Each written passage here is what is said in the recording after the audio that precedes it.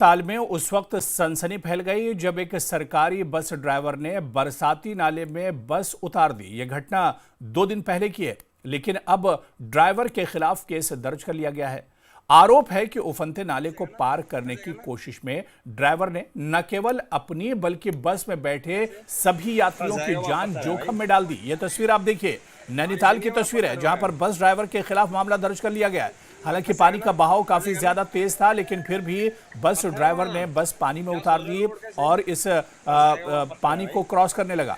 हालांकि बस बुरी तरह से पानी में फंस गई। ड्राइवर ने खुद अपनी जान तो जोखिम में डाली ही, उस बस में जो मुसाफिर थे उनके ऊपर भी एक तरह से बनाई। तो ड्राइवर ने बरसाती नाले में बस उतार दी और आप देखिए कि किस तरह से पानी का बहाव कितना ज्यादा तेज था।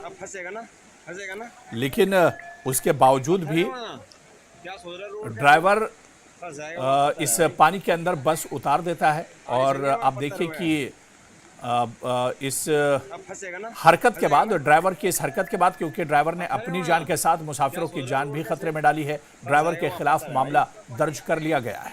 पानी सही है, वहाँ पत्थर हुए हैं। अब फंसेगा ना